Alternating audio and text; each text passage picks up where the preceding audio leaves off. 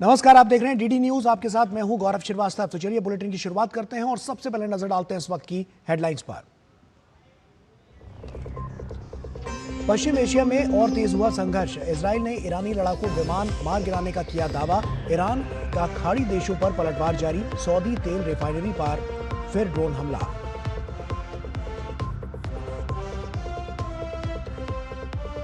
America का दावा, श्रीलंका तट के पास डुबोया ईरानी वॉरशिप। 101 लापता, लगभग 180 लोग थे सवार। श्रीलंका ने कॉल मिलने पर भेजी मदद। कई लोगों को निकाला गया सुरक्षित।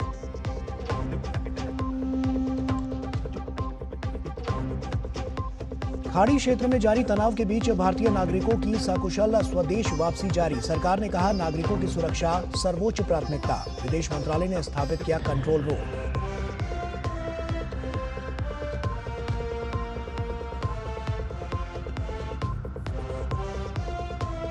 नेपाल में आम चुनाव कल। करीब 3,500 उम्मीदवारों का होगा फैसला। सभी पुराने दल और जेन जी आंदोलन से उभरे कुछ नए दल चुनावी मैदान में।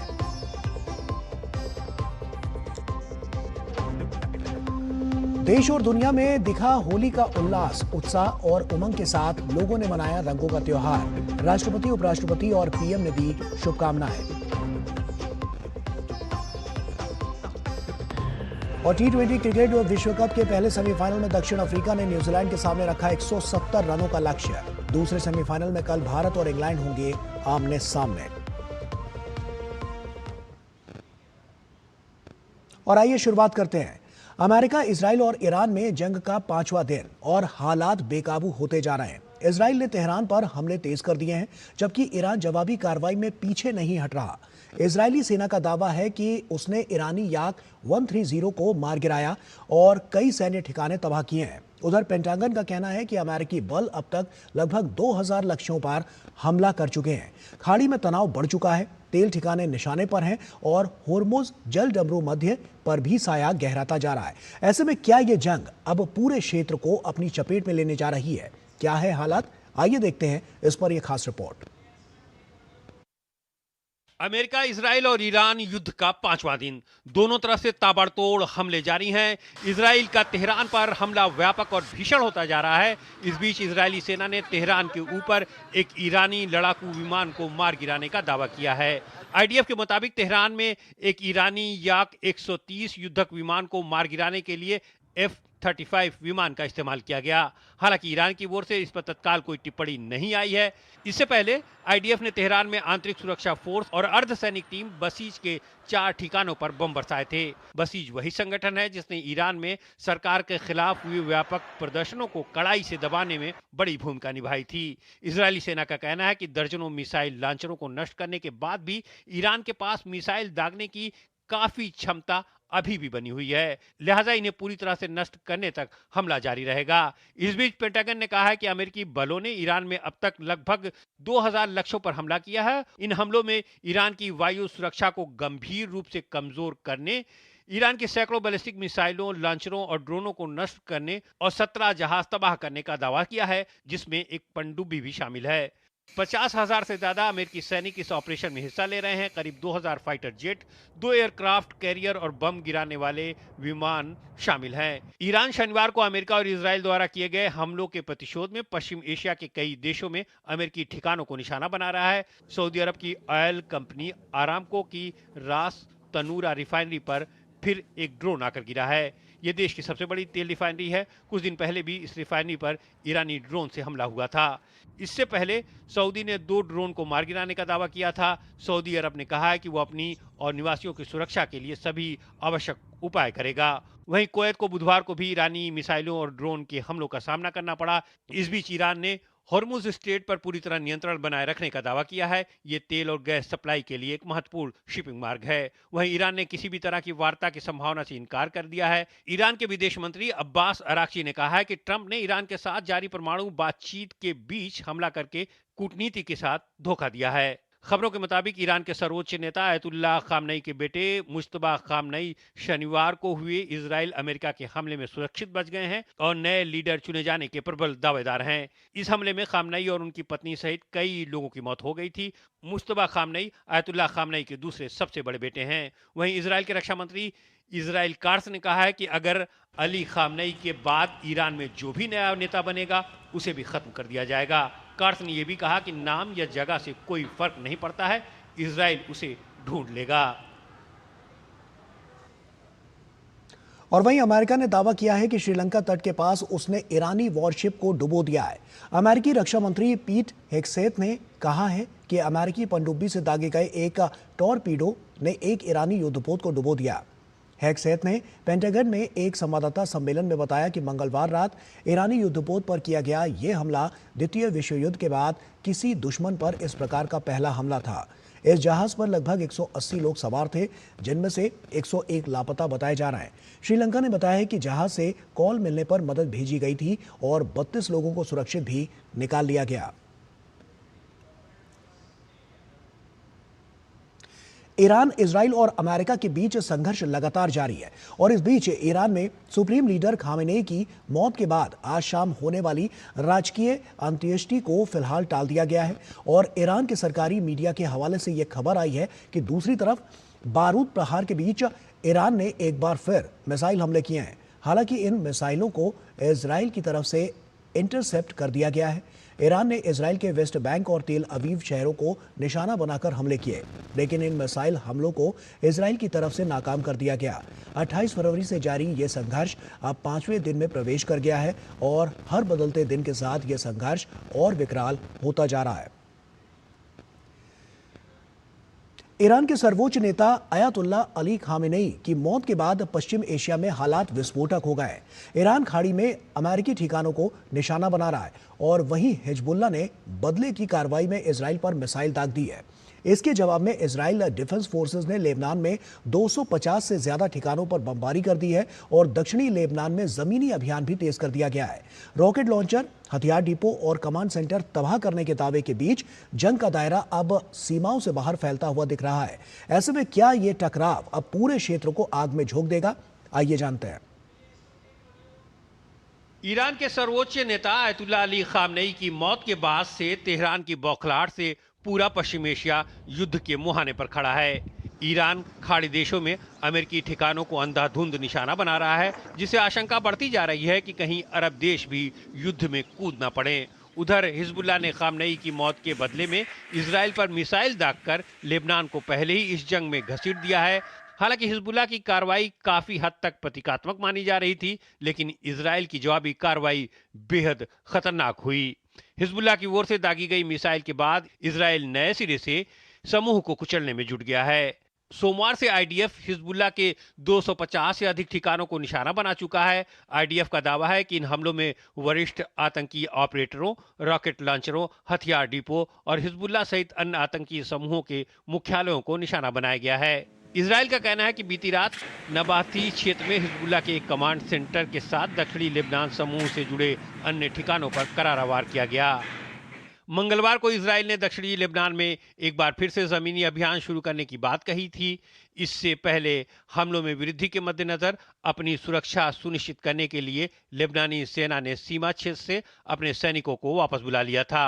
उधर हिजबुल्लाह का कहना है कि इजरायली हमलों ने समूह के पास प्रतिरोध की ओर लौटने के अलावा कोई विकल्प नहीं छोड़ा है। हिंसा के इस नए दौर का पहले से अंदाजा लगाया जा रहा था। 2024 में दोनों पक्षों के बीच हुए युद्ध विराम के बावजूद इजराइल ने लेबनान पर लगभग हर दिन बमबारी जारी रखी। इजराइल का तर्क है कि हिजबुल्लाह अपनी क्षमताओं को फिर से संगठित करने की कोशिश कर रहा है। हालांकि इस दौरान हिजबुल्लाह ने पूरी तरह से चुप्पी साधे रखी। उन्हें अंदाजा था कि उनके किसी भी कदम का जवाब निश्चित रूप से भीषण प्रहार के रूप में मिलेगा। हाल में सत्ता संतुलन में आए बड़े बदलाव के बाद से लेबनानी सरकार हिजबुल्लाह पर दबाव बनाए हुए है। सरकार हिजबुल्लाह की सैन्य गतिविधियों को प्रतिबंधित करने के बाद समूह पर हथियार छोड़ने का दबाव बना रही है। इजराइल पर हिजबुल्लाह के हमले की कड़ी निंदा करते हुए प्रधानमंत्री नवाफ सलाम ने इसे बहुसंख्यक लेबनानी जनता की इच्छा की अवहेलना बताया। 1980 के दशक में लेबनान पर इजरायली कब्जों के जवाब में हिजबुल्लाह वजूद में आया था। तब से इजरायल और हिजबुल्लाह का कई बार आमना सामना हो चुका है, लेकिन 2023 हिजबुल्लाह के लिए काफी भयावह साबित रहा, जब गाजा पर इजरायली हमलों के बाद समूह ने भी इस जंग में छलांग लगा दी। हिजबुल्लाह के लिए इजरायल से टकराना महंगा साबित हुआ। समूह के मुखिया हसन नसरल्लाह समेत पूरा नेतृत्व इजरायली हमलों का भेंट चढ़ गया। आखिरकार नवंबर 2024 में दोनों पक्षों के बीच युद्ध विराम हुआ। और वहीं पश्चिम एशिया के मौजूदा हालात को देखते हुए कुवैत ने वीजा से संबंधित कुछ राहत उपायों की घोषणा की है, जो इलेक्ट्रॉनिक तरीके से लागू किए गए हैं। ये उपाय संबंधित शुल्क और जुर्माने से मुक्त होंगे। इनमें विजिट वीजा में 1 महीने का विस्तार किया गया है। इसके अलावा जो लोग वर्तमान में कुवैत से बाहर हैं, उनके लिए 3 महीने का एक्स्ट्रा एम्बेसेंस पीरियड मिल रहा है। और ये निर्णय कुवैत के निवासियों को वर्तमान परिस्थितियों में राहत प्रदान करने के लिए लिया गया है। ईरान इजराइल संघर्ष के बीच यूएई स्थित भारतीय दूतावास ने सभी भारतीय नागरिकों के लिए एक अहम सुरक्षा एडवाइजरी जारी की है। अबू धाबी में भारतीय दूतावास ने कहा है कि मौजूदा क्षेत्रीय स्थिति को देखते हुए सभी भारतीय नागरिक पूरी सावधानी बरतें और सतर्क रहें। दूतावास ने साफ निर्देश दिए हैं कि जब तक बहुत जरूरी ना हो, किसी भी तरह की यात्रा से बचें। वहीं सुरक्षा ही सबसे बड़ी प्राथमिकता है, ये भी कहा गया है। भारतीयों से अपील की गई है कि वे यूएई सरकार और दूतावास की ओर से समय समय पर जारी होने वाले सुरक्षा निर्देशों का सख्ती से पालन करें। राहत की बात यह है कि अबू धाबी और दुबई स्थित भारतीय दूतावास सामान्य रूप से काम कर रहे हैं और किसी भी आपात स्थिति के लिए पूरी तरह से तैयार हैं। ईरान इजराइल के बीच जारी संघर्ष के बीच कतर गृह मंत्रालय ने एक सलाह जारी की है, जिसमें सभी से किसी भी अज्ञात वस्तु या मलबे के पास न जाने और तुरंत 999 पर कॉल करके इसकी सूचना देने का आग्रह किया गया है। दोहा स्थित भारतीय दूतावास ने कतर में सभी भारतीय नागरिकों को स्थानीय अधिकारियों के निर्देशों का पालन करने और सुरक्षित रहने की सलाह दी है। दुनिया के किसी भी कोने में रहने वाले भारतीयों पर जब भी कोई विपदा आती है, तो भारत सरकार उनकी सुरक्षा के लिए तत्पर नजर आती है। अमेरिका, इजराइल और ईरान युद्ध के कारण खाड़ी देशों में फंसे भारतीयों की सुरक्षा को लेकर भी सरकार निरंतर प्रयासरत है। न केवल प्रधानमंत्री नरेंद्र मोदी खाड़ी देशों के राष्ट्रीय अध्यक्षों से बात कर भारतीय नागरिकों की सुरक्षा सुनिश्चित कर रहे हैं, बल्कि उनकी स्वदेश वापसी के लिए भी कदम उठाए जा रहा है। दूतावास संपर्क में है और इमरजेंसी नंबर आवश्यक एडवाइजरीज जारी की जा रही हैं।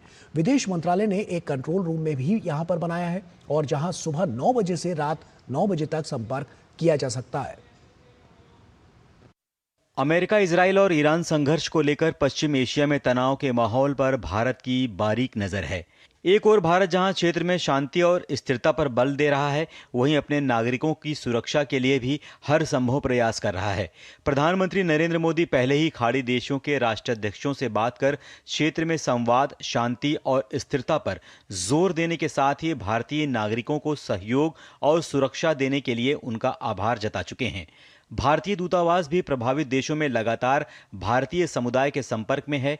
विदेश मंत्रालय ने एक कंट्रोल रूम भी बनाया है, जहां सुबह 9 बजे से रात 9 बजे तक संपर्क किया जा सकता है। पश्चिम एशिया और खाड़ी क्षेत्र में मौजूदा हालात के मद्देनजर टोल फ्री नंबर और उन देशों को भारतीय दूतावासों के इमरजेंसी नंबर जारी किए गए हैं जहां हालात तनावपूर्ण हैं। Bahrain, Iran, Iraq, Israel, Jordan, Kuwait और लेबनान के दूतावासों के इमरजेंसी नंबर जारी किए गए हैं, जहां संपर्क करके हालात के बारे में जानकारी हासिल कर सकते हैं। इसके अलावा ओमान, कतर, फलस्तीन के रामल्ला और सऊदी अरब के रियाद और जिद्दा में स्थित भारतीय दूतावास के इमरजेंसी नंबर भी जारी किए गए हैं। इस बीच संघर्ष और तनाव को देखते हुए खाड़ी देशों से भारतीय नागरिकों की सकुशल वापसी का सिलसिला लगातार जारी है।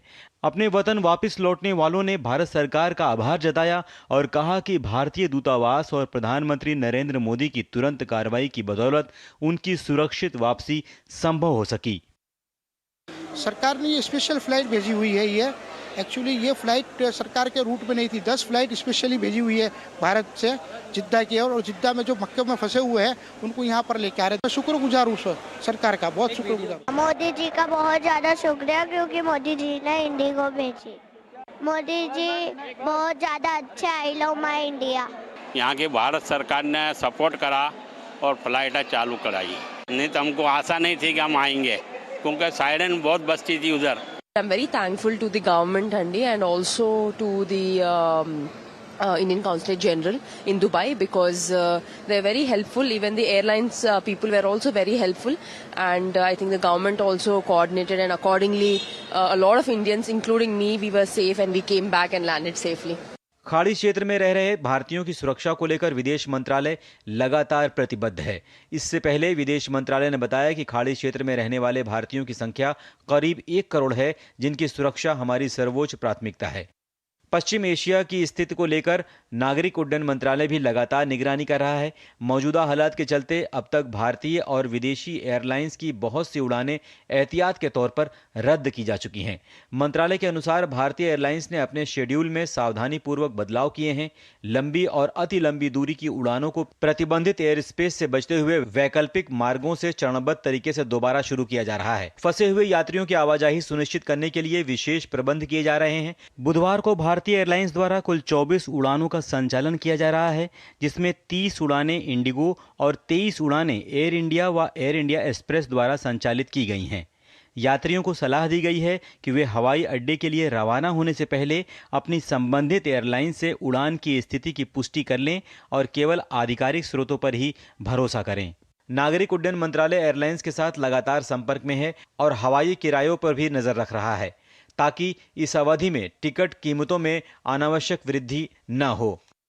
पतन पोत परिवहन और जलमार्ग मंत्री सर्बानंद सोनोवाल ने बुधवार को कहा कि सरकार पश्चिम एशिया में तेजी से बदलती स्थिति पर करीब से नजर रख रही है।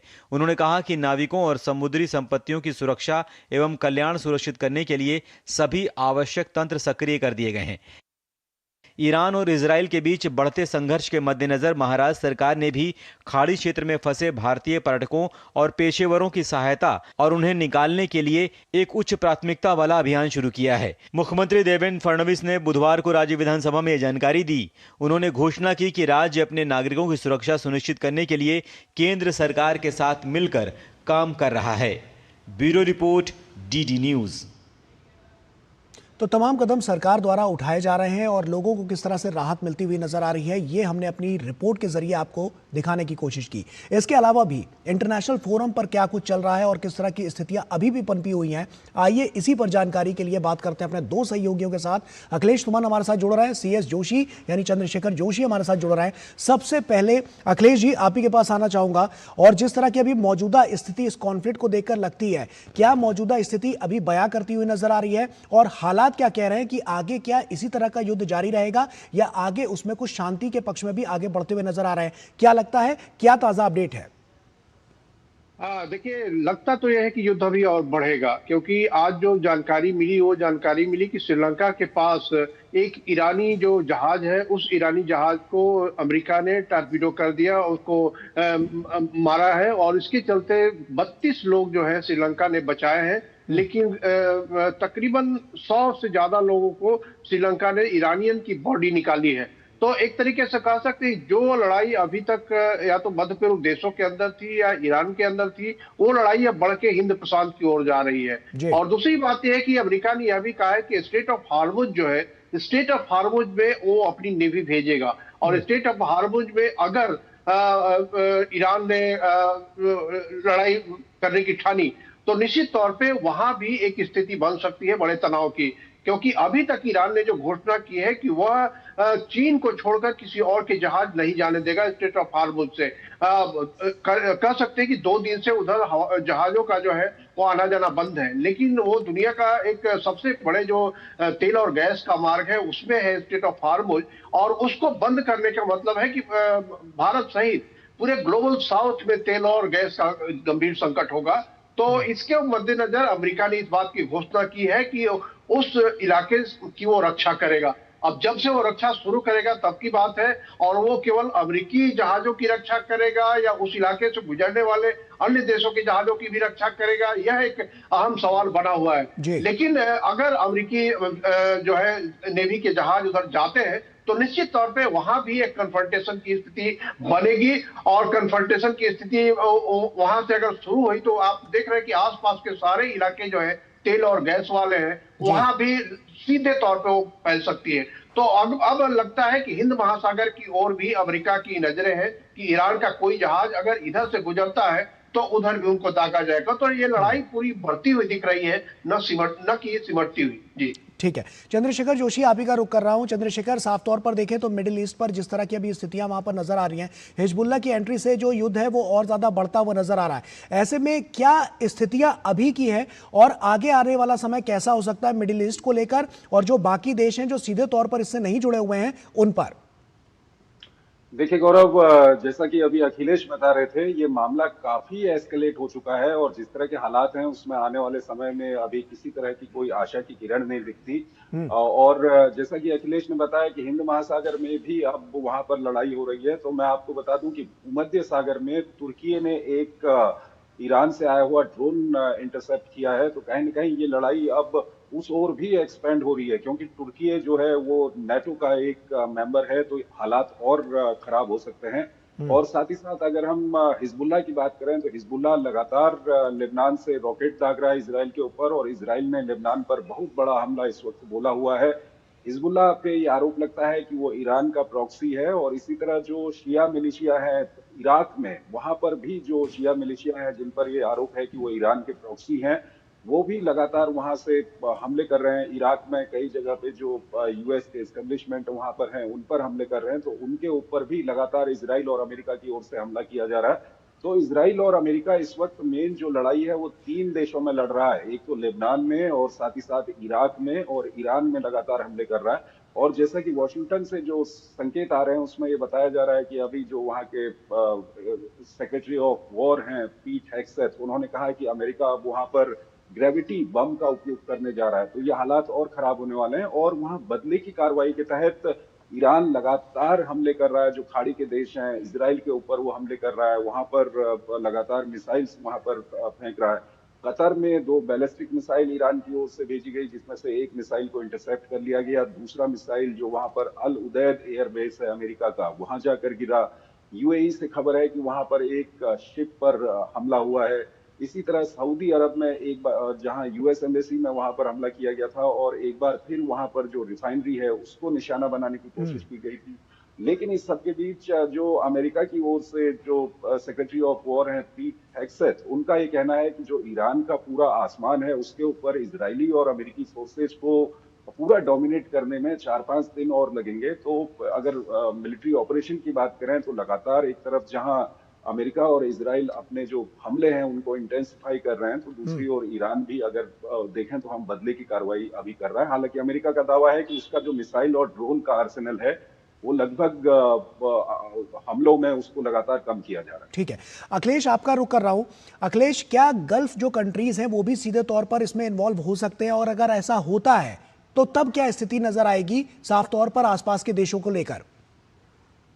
देखिए, निश्चित तौर पे गल्फ के जो कंट्री हैं जो उन्होंने अभी काफी संयम बरता है, और ईरान ने जैसा कि पहले ही घोषणा कर रखी थी कि अगर इजराइल का हमला होता है, अमेरिका का हमला होता है उनके ऊपर, तो वो उस इलाके में जो अमेरिकी जो केंद्र है, मिलिट्री सेंटर है, उन पर वो हमला करेंगे। लेकिन ईरान ने अमेरिकी मिलिट्री सेंटर के अलावा वहां पे अमेरिकी दूतावास पे भी हमला, आज ही यूएई के अमेरिकी जो कॉन्सुलेट है उस पर भी हमला किया गया, और उसके साथ साथ कई नागरिक ठिकाने भी हमले की चपेट में आ रहे हैं। निश्चित तौर पे ईरान ने यह अभी तक कहा नहीं है कि वो जानबूझकर नागरिक ठिकाने पे कर रहा है या चूक के कारण मिसाइलें उधर चली जा रही हैं जो जो मिलिट्री सेंटर्स हैं। लेकिन निश्चित तौर पे पूरी खलबली मची हुई है मध्य पूर्व के देशों में, और मध्य पूर्व में आप जानते हैं कि भारत के तो 1 करोड़ लोग हैं ही, उसके अलावा ग्लोबल साउथ के भी बहुत सारे देशों के लोग वहां रहते हैं जो काम करते हैं, तो उनके अंदर भी एक भय और बहुत ही निराशा की स्थिति है।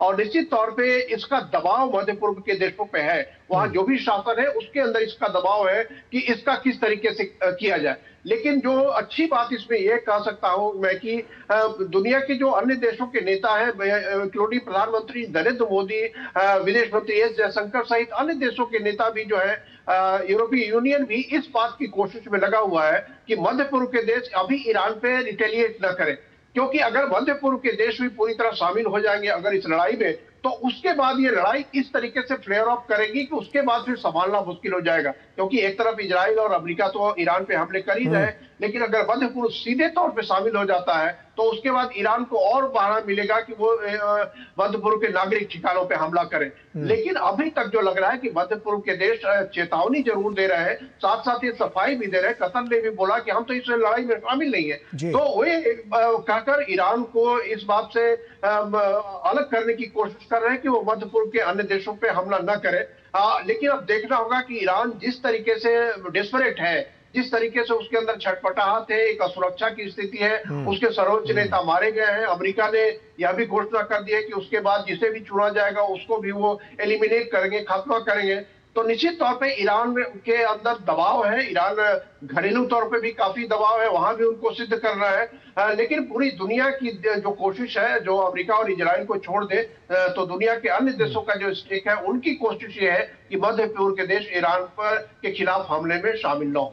जी बिल्कुल। चंद्रशेखर, ईरान की अगर हम क्षमताओं की बात करें तो वो कितनी मजबूत नजर आती है जब यूएस और जैसा कि हम देख रहे हैं कि इजराइल के साथ ये साफ तौर पर कॉन्फ्लिक्ट नजर आता है, तो वहां पर ईरान की जो क्षमता है वो किस तरह से नजर आती है कि अब इस युद्ध को और ज्यादा अगर आगे ये बढ़ता है तो वहां पर अपने आप को बचाने के लिए और साफ तौर पर अपने आप को एस्टैब्लिश करने के लिए ये लड़ाई और ये कॉन्फ्लिक्ट में आगे रहते हुए नजर आएंगे? देखिए, ईरान की अगर हम क्षमताओं की बात करें तो अभी जो ये युद्ध चल रहा है, ये लैंड को छोड़ करके अगर हम देखें तो हवाई इलाके में और समुद्री इलाके में पूरी तरह से ये युद्ध चल रहा है। ईरान के पास बड़ी मात्रा में बैलिस्टिक मिसाइल और मिसाइल्स और रॉकेट ईरान के पास हैं। ईरान के पास ड्रोन है। ईरान लगातार जो यूक्रेन युद्ध हो रहा है वहां पर रूस को कई सारे वहां पर ड्रोन उपलब्ध कराता है, तो ईरान के पास ड्रोन है। और ईरान के पास अपना एयर डिफेंस सिस्टम है। ईरान की नेवी काफी स्ट्रांग है। ईरान के पास फाइटर जेट हैं। लेकिन हो क्या रहा है कि जो अमेरिका है और जो इजराइल है, उनकी जो ये वॉर कैंपेन है, इस कैंपेन के 3 ऑब्जेक्टिव हैं। पहला ऑब्जेक्टिव ये है कि उनकी जो मिसाइल पावर है उसको खत्म करना, ड्रोन पावर को खत्म करना, और दूसरा ऑब्जेक्टिव ये है कि नेवी की उनकी खत्म करना, और साथ ही साथ इस तरह से हमले करना कि ईरान आने वाले कई सालों तक जो न्यूक्लियर हथियार है वो ना बना सके। तो अमेरिका लगातार ये दावा कर रहा है कि हम लगातार जो ईरान जो मिसाइल से हमले कर रहा है, जो रॉकेट दाग रहा है, उनको लगातार हम उनके जो लॉन्चर हैं और उनका जो स्टॉक फाइल है उसको हम खत्म कर रहे हैं। लेकिन अगर हम देखें तो ईरान पहले भी 12 दिन का एक युद्ध हम देख चुके हैं, तो इतनी जल्दी हम नहीं कह सकते कि ईरान के पास जो हथियार हैं वो अमेरिका इतनी जल्दी उनको खत्म कर देगा। और जहां तक नेवी की बात है, ईरान ने अपनी नेवी को अभी पूरी तरह से जो कंसंट्रेट है वो स्ट्रेट ऑफ हॉर्मुज में किया हुआ है, लेकिन ईरान की नेवी को काफी नुकसान हुआ है पिछले कुछ दिनों में। जो सेंट्रल कमांड अमेरिका का है उसकी हम माने तो वो कहता है कि 12 शिप ईरान के उन्होंने डुबो दिए हैं, और ये श्रीलंका के पास जो एक और शिप है उसको उन्होंने डुबोया है। तो काफी नुकसान तो उनको पहुंचाया जा रहा है, लेकिन ये नहीं कहा जा सकता कि ईरान के ये हथियार इतनी जल्दी खत्म हो जाएंगे। और यही कारण है कि अमेरिका की ओर से अब कहा जा रहा है कि वो ग्रेविटी बम का इस्तेमाल करेंगे। तो कुल मिलाकर आने वाले दिनों में हम देखेंगे कि खुद डोनाल्ड ट्रंप भी ये बोल चुके हैं कि करीब 4 हफ्ते लगेंगे। पीट हेग्सेथ बोलते हैं कि उनके जो हवाई इलाका है उसको डोमिनेट करने में हमको 4-5 दिन 6 दिन और लगेंगे। तो ये माना जा सकता है कि अभी वक्त लगेगा, और ईरान का जो वेपनरी है वो इतनी जल्दी अभी खत्म होने वाली नहीं है। ये काफी मुश्किल हालात बनते हुए बिल्कुल। अखिलेश आपके पास आऊंगा और इसी से जुड़ा हुआ सवाल भी लेकर सामने आता हूं कि जो इसके प्रॉक्सी संगठन हैं ईरान के, क्या उनको भी एक्टिवेट करने के लिए या उनको भी आगे बढ़ाने के लिए, क्योंकि अपनी क्षमताओं का और ज्यादा प्रदर्शन करने के लिए ईरान इस तरह के भी स्टेप उठा सकता है क्या? देखिए, निश्चित तौर पे जिस तरीके से इजराइल और अमेरिका साथ मिलकर काम कर रहे हैं, इस बार तो गनीमत मानी कि नेटो उनके साथ नहीं है। नेटो को उन्होंने शामिल नहीं किया है। यूरोपियन यूनियन के अन्य देश भी उसमें शामिल नहीं हुए हैं। लेकिन ईरान के सामने एक एग्जिस्टेंशियल क्वेश्चन है, उसके अस्तित्व का सवाल है। और इसी की वजह से आप देखेंगे कि हिजबुल्लाह ने अपनी सक्रियता बढ़ाने की कोशिश की है। उन्होंने बढ़ाई भी है, कई जगह उन्होंने मिसाइल भी छोड़े हैं, बम भी छोड़े हैं। लेकिन इसीलिए इजराइल का जो पूरा निशाना है ईरान पर तो है ही, लेकिन वो हिजबुल्लाह पर भी उन्होंने पूरा निशाना साधा हुआ है। और अभी जो खबरें आई हैं उसके हिसाब से लेबनान के कई गांवों में और कई शहरों में ईरान के सैनिक मौजूद हैं और उन्होंने उनको खाली करा लिया है और वो चुन चुन कर निशाना बनाने की कोशिश कर रहे हैं। जहां भी हिजबुल्लाह के कोई एक्टिविस्ट है, उनके कोई नेता है, उनका जो हथियारों का जखीरा है अगर, तो वो सारी चीजों को नष्ट कर रहे हैं। तो इजराइल की रणनीति दो तरफा है, पहले से ही है कि एक तरफ जो ईरान के जो सहयोगी संगठन है, क्योंकि कोई देश सीधे तौर पे ईरान का सहयोग करने के लिए नहीं आ रहा है, तो हिजबुल्लाह ने कोशिश की है और हिजबुल्लाह अभी भी कोशिश कर रहा है। उन्होंने इजराइल पे कुछ हमले किए हैं, लेकिन इसीलिए इजराइल ने अपनी सेना भेजी है और बेरूत को समझिए कि बेरूत एक तरीके से इजरायली बमों से प्रताड़ित है इस समय, और यहाँ तक कि लेबनान की सरकार ने इसी वजह से कहा है कि हिजबुल्लाह की सारी गतिविधियां बंद कर दी गई हैं। न तो राजनीतिक गतिविधि हिजबुल्लाह कर सकता है, न ही कोई सैनिक गतिविधि हिजबुल्लाह कर सकता है, और लेबनान की सरकार ने यह भी कहा है कि हिजबुल्लाह अपने हथियार रखे। लेकिन निश्चित तौर पे हिजबुल्लाह वहां का एक पैरेलल गवर्नमेंट है, वो कह सकते हैं कि वो सरकार से ज्यादा कई बार ताकतवर माना जाता है हिजबुल्लाह, हालांकि वो संवैधानिक संस्था नहीं है फिर भी। तो हिजबुल्लाह की कोशिश है, लेकिन अन्य जो संगठन है प्रॉक्सी, जो ईरान के जिनको सहयोगी संगठन कह रहे हैं, वो अभी तक चुप बैठे हुए, या तो उनकी क्षमता बहुत कम हो गई है क्योंकि इजराइल की तरफ से इतने हमले हुए हैं, अमेरिका ने भी कई बार हमले किए हैं, तो या तो हुती हो या अन्य जो संगठन है वो सारे चुपचाप अभी बैठे हुए हैं। अभी उनकी तरफ से कोई सक्रियता नहीं देखी गई है, लेकिन सवाल यही है कि अगर ये लड़ाई और बढ़ती है तो जो ये संगठन है उनके समर्थक, ईरान समर्थक, क्योंकि उनकी अपील एक धार्मिक अपील भी है और उसके अलावा पैलेस्टाइन का भी मामला है जिसके कारण निश्चित तौर पर अखिलेश ये तमाम पहलू हैं जिन पर साफ तौर पर सबकी निगाहें टिकी हुई हैं और पूरे विश्व की निगाहें हैं, क्योंकि ये जो कॉन्फ्लिक्ट है वो लगातार बढ़ता हुआ नजर आ रहा है। ऐसे में देखना होगा कि इसका जो इम्पैक्ट है वो और कितने दिनों तक रहता है, और इन देशों के बीच जो आपसी जो मतभेद हैं वो किस तरह से आगे जाके, क्या वो शांति के पक्ष पर आगे बढ़ते हैं या आगे आने वाली राह जो है वो ऐसे ही कठिन नजर आएगी और जो युद्ध है वो और ज्यादा बढ़ता हुआ नजर आएगा। इस पर हम सभी की नजर लगातार बनी रहेगी। बहुत बहुत शुक्रिया आपका अखिलेश तुमन हमसे जुड़ने के लिए और चंद्रशेखर जोशी हमसे जुड़ने के लिए और तमाम बातचीत हमसे यहाँ पर करने के लिए। तो इसी के साथ यहाँ पर एक छोटे से ब्रेक के लिए रुक रहे हैं और ब्रेक के उस पार जब लौटेंगे तो अन्य खबरों से आपको रूबरू कराएंगे। छोटा सा ब्रेक ले रहे हैं, जल्द हाजिर होते हैं। हमें पता है चमकी चाट से क्या बना है, सैंडविच, लस्सी और छाछ और हर घूंट में चमकी चाट, ड्राई फ्रूट और दही बड़े, चमकी चाट से स्वाद बढ़े और चाट पपड़ी दही बल्ले, चमकी चाट से बल्ले बल्ले, सिर्फ चमकी चाट।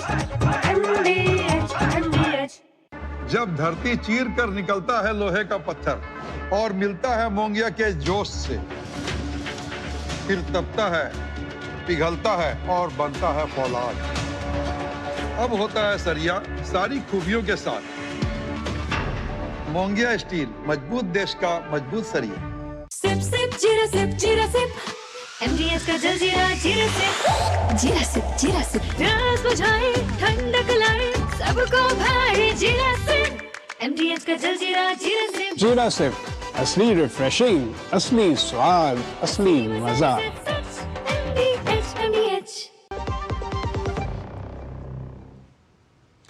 ब्रेक के बाद एक बार फिर से आप सभी का स्वागत है और आइए आगे बढ़ते हैं और अब बात रंगों के त्योहार होली की।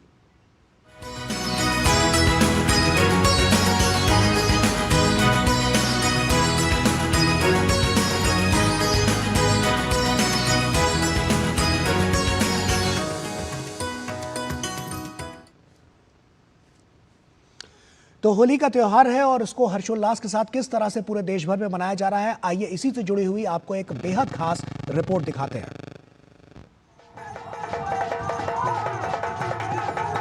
होली का उल्लास, रंगों से सराबोर लोग, सब जगह जमकर उड़ा अबीर गुलाल। पूरे देश में मनाया गया होली का त्योहार। पूरे जोश, उमंग और उत्साह के साथ देश के अलग अलग हिस्सों में होली अपने विशिष्ट रूपों में नजर आई।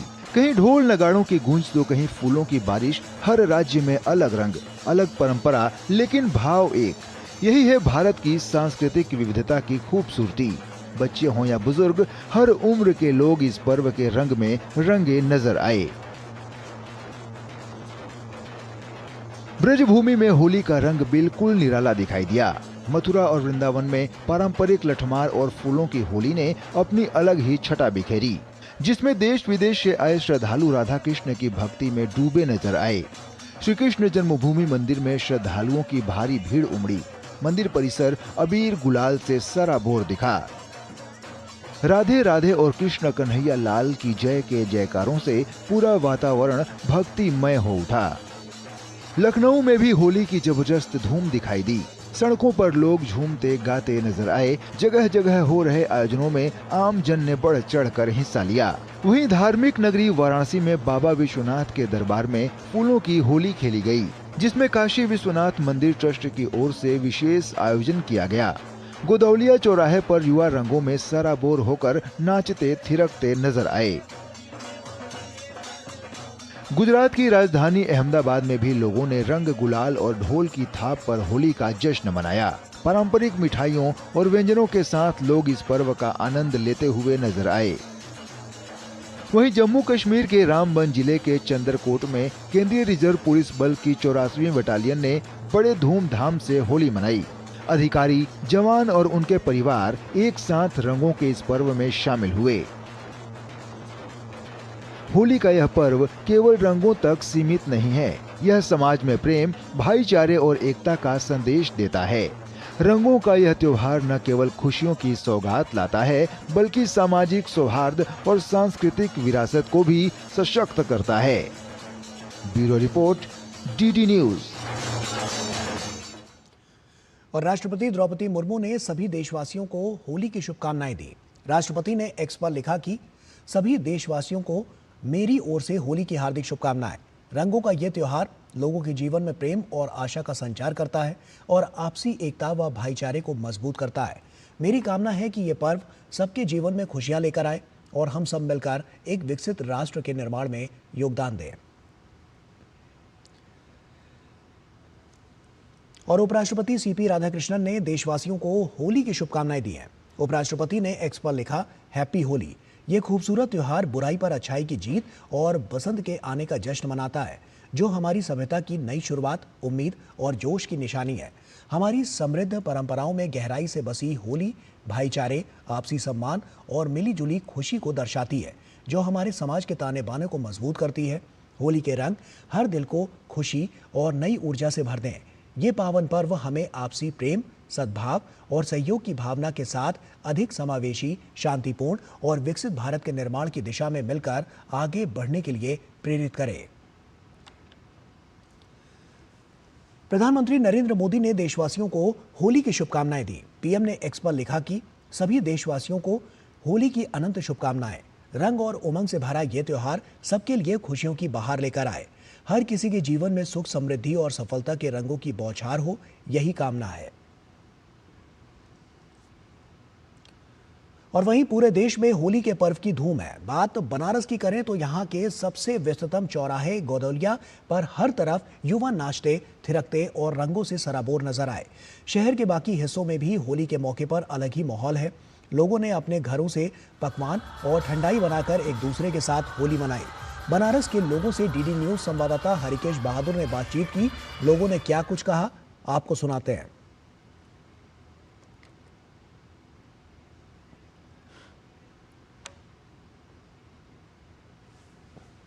वाराणसी का गोदौलिया बहुत ही प्रसिद्ध चौराहा है और आज होली के दिन तो देखने लायक है कि किस तरह से लोग होली के उत्साह में हैं। हजारों की संख्या में लोग नाच रहे हैं डीजे की धुन पर। और मैं इस समय हूँ, एक कॉलोनी है जिसमें कि देखिए किस तरह से कॉलोनी के लोग, महिलाएं, पुरुष, युवा मिलकर होली मना रहे हैं। आप यहाँ पे होली मना रहे हो अपने कॉलोनी के लोगों के साथ, कैसा महसूस हो रहा है आपको? बहुत ही मजा आ रहा है और हम हर साल ऐसे ही होली सेलिब्रेट करते हैं और सबके साथ नई नई रेसिपीज और नई नई डिशेस खाते हैं और रंगों के साथ एंजॉय करते हैं। Thank you. आप क्या कहेंगी जो आप लोग मिलके होली मनाते हैं इस तरह से? जब से हम लोग होली मिलके मनाने लगे हैं तब से और ही मजा आने लगा है। सब लोग एक साथ कुछ ना कुछ बना के लाते हैं, तरह तरह का सामान, तो सब लोग मिल के खाते हैं तो सबको बहुत ही अच्छा लगता है। हेलो, हैप्पी होली सभी को। और हम लोग सब लोग मिलते हैं यहाँ पे, बहुत अच्छा लगता है, नाचते गाने सब तरह से एंजॉय होता है। ये यहाँ पर लोग होली खेल रहे हैं और आप क्या कहोगे? Hello, happy Holi. Happy Holi, happy Holi. क्या बताओगे जो आप लोग कॉलोनी वाले मिलके? बहुत अच्छा लगता है, हर साल हम लोग ऐसे ही कॉलोनी में सब लोग मिल के होली मनाते हैं। सब लोग अपने घर से खाना पीना लाते हैं, साथ में एंजॉय करते हैं। मुझे लगता है ऐसे ही होना चाहिए हर जगह। देखिए, जो युवा है उनको लगता है कि ऐसे ही होना चाहिए। आप क्या कहेंगे? मेरा मानना है कि होली सोसाइटी के हिसाब से मिलजुल के मनाना चाहिए। इसमें अपने लोगों के बीच में आत्मीयता और प्यार बनता है और भाईचारा, जो बेसिक हमारा फाउंडेशन है भाईचारा, उसका ये बहुत बड़ा योगदान मिलता है इसमें। ये सबसे अच्छी बात है कि इस समय जो होली का समय लोग अपने घरों में आते हैं और ये एक हैं अमित श्रीवास्तव जो कि सिंगरौली से खास आए हैं होली के लिए। क्या कहेंगे आप अपने कॉलोनी वालों के साथ जो होली मना? सर, मैं तो यहीं का रहने वाला हूँ और सबको पहले तो हैप्पी होली।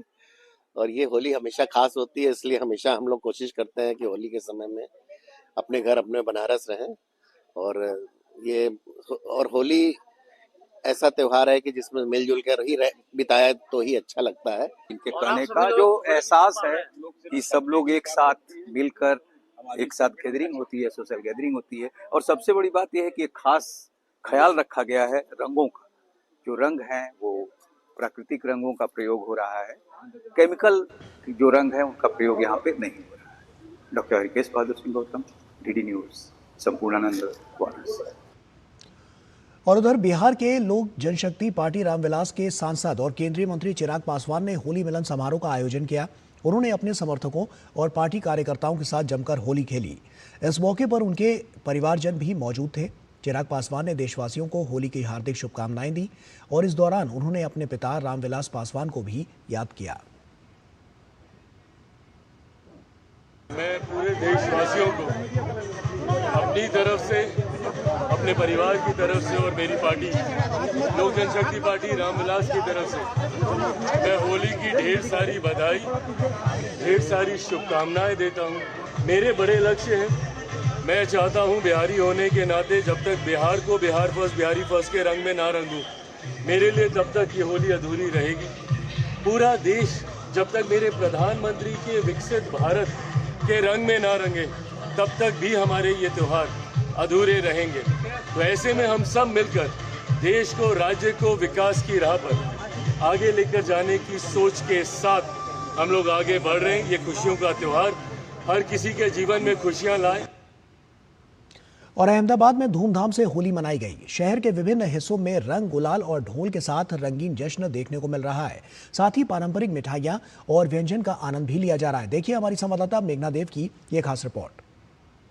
हमारे यहाँ पे सेलिब्रेशन होता है ऑल अक्रॉस द स्टेट। हम सब जगह से यहाँ पे स्पेशली होली के लिए गैदर होते हैं। ये हमारे लिए एक सामुदायिक फंक्शन भी है और रंगों का त्यौहार हमारे लिए स्पेशल फेमस है। तो सब लोग छुट्टियां लेके यहाँ पे आते हैं और ऑर्गेनिक कलर से हम सेलिब्रेट करते हैं। बहुत अच्छा अरेंजमेंट है। होली कैसे सेलिब्रेट कर रहे हैं, बहुत मजे से और बहुत खूब आनंद से। और हमारा ऑर्चिड्स का इतना बढ़िया है ना कि होली सब फेस्टिवल इतना मस्त होता है ना, होली, दिवाली सब।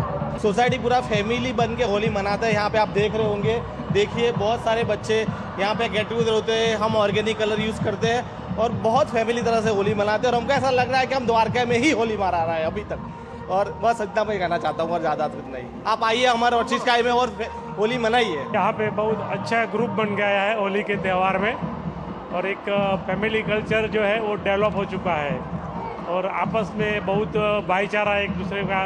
हम हर फेस्टिवल ऐसे ही मनाते हैं। अरे वाह, एकदम बहुत मजा आता है। मतलब इतना बढ़िया, इसकी न पूछो बात। ऐसा सेलिब्रेशन तो हमने कभी किया नहीं है। जो मजा यहाँ पर है ऐसा कहीं मजा नहीं है। आप सब बधाने हैप्पी होली। ये होली का त्यौहार सबके लिए आनंदमय बने, मंगलमय बने और लोकल फॉर वोकल का इस्तेमाल अमल भी करे। अस्तु, नमस्कार। और केंद्रीय मंत्री शिवराज सिंह चौहान ने कार्यकर्ताओं व अन्य लोगों के साथ होली मनाई। उन्होंने कहा कि होली का पर्व हमें यही सिखा रहा है कि दुनिया गिले शिकवे भूले, बम की बरसात खत्म हो और रंगों की वर्षा हो।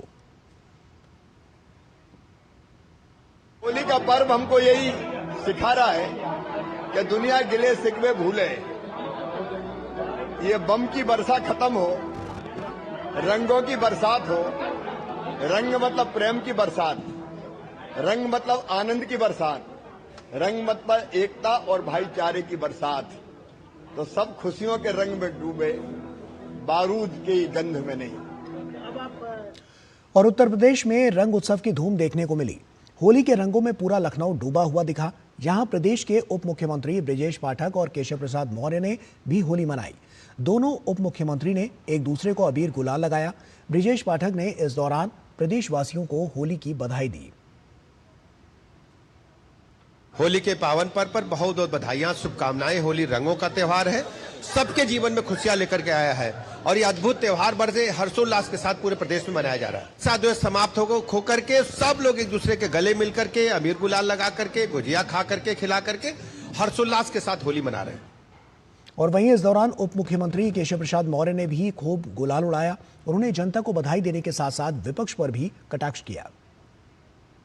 सभी लोग रंगों में रंगे हुए हैं। हमारे साथ उप मुख्यमंत्री केशव जी हैं। आज क्या कहेंगे? बस होली की सबको बधाई देंगे, शुभकामनाएं देंगे, मंगल कामनाएं देंगे। होली का पर्व रंगों का पर्व है, समरसता का पर्व है, भाईचारे का पर्व है और आज जिस प्रकार से खुशियों से होली मनाने का काम हो रहा है उसका मैं स्वागत करता हूं, सबको बधाई देता हूं। मैं तो अपने विपक्षी दल के साथियों को भी बधाई देता हूं, लेकिन 2047 तक सत्ता की मलाई ना।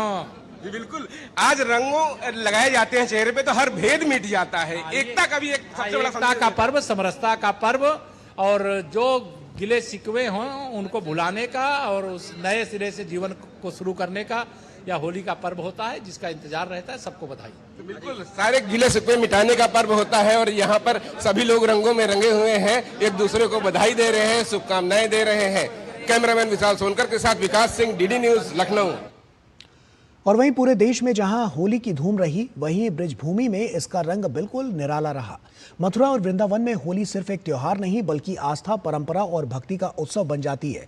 देश के कोने कोने से श्रद्धालु और पर्यटक ब्रज की इस अनूठी होली का अनुभव करने यहाँ पहुंचे। इतना ही नहीं, दुनिया के कई देशों से आए विदेशी मेहमान भी राधा कृष्ण की भक्ति में रंगे नजर आए। मथुरा स्थित श्री कृष्ण जन्मभूमि मंदिर में होली का विशेष उत्साह देखने को मिला। मंदिर परिसर रंग और गुलाल से सराबोर दिखा। श्रद्धालुओं ने एक दूसरे को अबीर गुलाल लगाकर होली की शुभकामनाएं दी और राधे राधे और कृष्ण कन्हैया लाल की जय के जयकारों से पूरा वातावरण भक्तिमय हो उठा। I'm really enjoying Holi and India. It's great. All the colours are amazing and everybody's very generous and kind. Mathura Holi is very good. Enjoy. It's the birthplace of Krishna. It's very fun. It's good. Important. I'm from Italy and I'm so happy to be able to be here in a Krishna place to share all the love and all the joy, especially in this moment where there is a lot of war and things. So to spread a really message of love and peace for all the world, spreading color and love all together, guys. So Radhe Radhe and happy Holi to everyone. आज जो सब एक दूसरे पे बम बारी कर रहे हैं, मिसाइलें छोड़ रहे हैं, तो उनको कृष्ण की शरण में आना चाहिए, कृष्ण से सीखना चाहिए, कृष्ण के नाम लेकर राधे राधे कर कर भक्ति में प्रेम को अपनी जगह कर, तब वो लोग समझे कि नहीं लड़ाई में कुछ नहीं रखा हुआ है। वो प्रभु की नगरी में वो प्रभु का आशीर्वाद बहुत बरसता है और ऐसी सभी लोगों से यहाँ तुरंत कम हो चुका है। सभी लोग आए और प्रभु के ब्रज की नगरी का लाभ है। हरे कृष्णा। ब्रिज की होली बहुत धूमधाम से मनाया जा रहा है और गली गली शहर शहर में आज ब्रज में होली रे रसिया, होली खेले रघुवीरा, अवध में होली खेले रघुवीरा के गाने बजाने धूम और सभी महिला पुरुष छोटे बच्चे बालक सभी लोग इस उत्साह में लगे हुए हैं। हम मथुरा पहली बार है और वो भी होली के अवसर में मथुरा आए हैं। हमको बहुत खुशी हो रही है। इधर बहुत अच्छी तरीके से लगभग 3-4 दिन से हम इधर है। बहुत अच्छी तरीके से इधर होली बनाया जा रहा है। और ब्रिज की ये दिव्य होली एक बार फिर से ये संदेश दे रही है कि रंगों का ये पर्व प्रेम, सद्भाव और एकता का प्रतीक है। मथुरा में मौजूद अमरेंद्र गुप्ता की ये खास रिपोर्ट देखिए।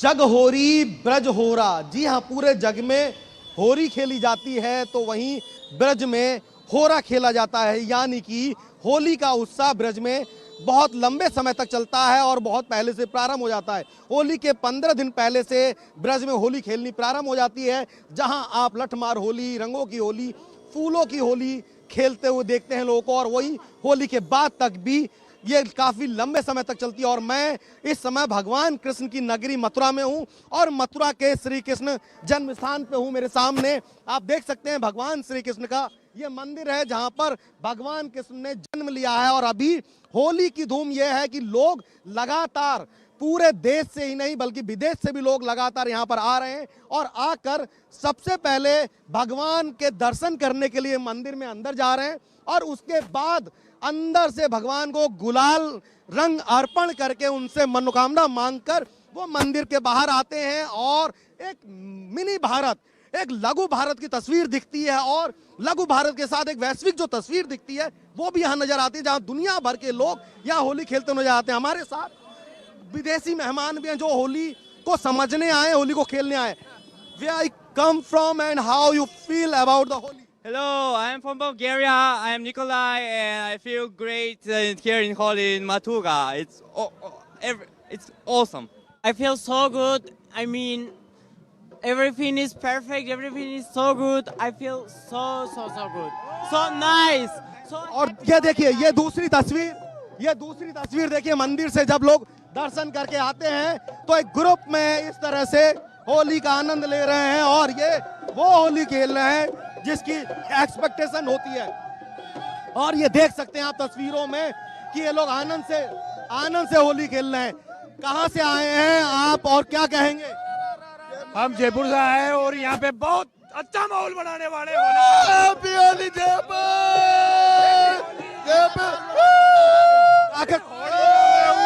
गुलाल चलो रंग के सरिया मारी ये मगे तड़े मुझवाड़ी बेटा बड़ो रे नवा जोड़ी रे जवाब नरे होली है।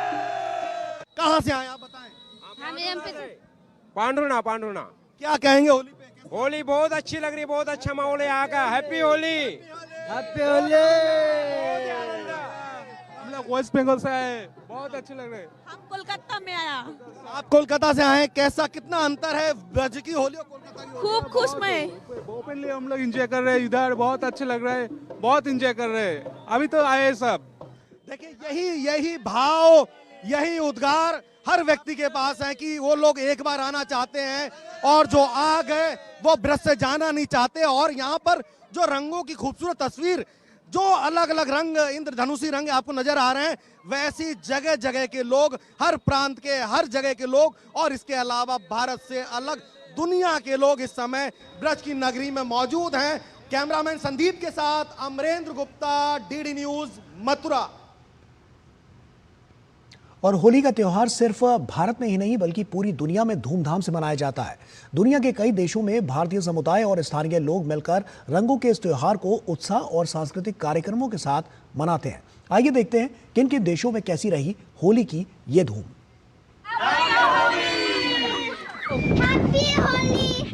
भारतीय संस्कृति की गूंज और वैश्विक एकता का संदेश देने वाला होली का त्यौहार सिर्फ भारत में ही नहीं पूरी दुनिया में धूमधाम से मनाया गया।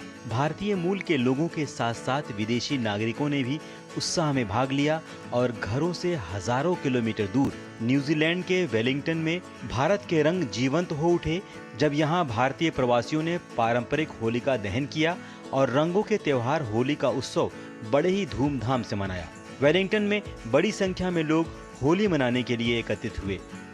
We are having absolute so much fun here in the wind and all the colors are all blowing everywhere, which means that all of our past sins are being blown away. So we're very pleased about the day, the colors, the people have come out to enjoy. Holi is really amazing. We do the Holika Dahan as well. We play with the colors. Today it's really windy, it's kind of rainy, but we don't care. We're still out here playing. ये नज़ारा दक्षिण Africa के Johannesburg का है, जहां लोगों ने रंगोत्सव का त्यौहार होली बड़े ही हर्षोल्लास के साथ मनाया। यहां भारतीय प्रवासी और स्थानीय लोग होली मनाने के लिए एकत्रित हुए। खास बात यह है कि यहां पर लोग होली के इस त्यौहार में एकता और बुराई पर अच्छाई की विजय का प्रतीक मानते हैं। दक्षिण अफ्रीका के भारतीय मूल के लोगों के लिए यह त्यौहार पीढ़ियों से संजोई गई विरासत को दर्शाता है, जो संस्कृति, आस्था और सामुदायिक जीवन के माध्यम से अभिव्यक्त होती है। South Africa celebrating like India. like our home country, India. Indian people celebrate like a what, faith, emotion. Same, we people here celebrate all function, and today special we celebrate Holi. वहीं श्रीलंका कोलंबो में India house में बड़े ही उत्साह के साथ होली मनाई गई, जिसमें high commission of India, Lanka के अधिकारी और कर्मचारियों ने उत्सव में भाग लिया। इस मौके पर राजनयिकों और उनके परिवारों ने एक दूसरे को शुभकामनाएं दी, रंग लगाया और पारंपरिक मिठाइयां बांटकर उत्सवपूर्ण वातावरण में और ज्यादा मिठास घोल दी। रंगों की बौछार, भारतीय संस्कृति की गूंज और वैश्विक एकता का संदेश देते हुए इस होली के फेस्टिवल को पड़ोसी देश बांग्लादेश में भी बड़े ही धूमधाम से मनाया गया। भारतीय समुदाय और स्थानीय नागरिकों ने मिलकर रंगों के इस त्योहार को बड़े ही उत्साह के साथ मनाया। उधर मंगोलिया में लोगों ने एक अलग ही अंदाज में होली का त्योहार मनाया। मंगोलिया में लोगों ने फूलों की होली खेली और एक दूसरे को गर्मजोशी के साथ शुभकामनाएं दी। फूलों के साथ खेली गई इस होली में लोगों ने एक दूसरे को पुरानी रंजिश भुलाकर मित्रता का संदेश दिया। Bureau report, DD news.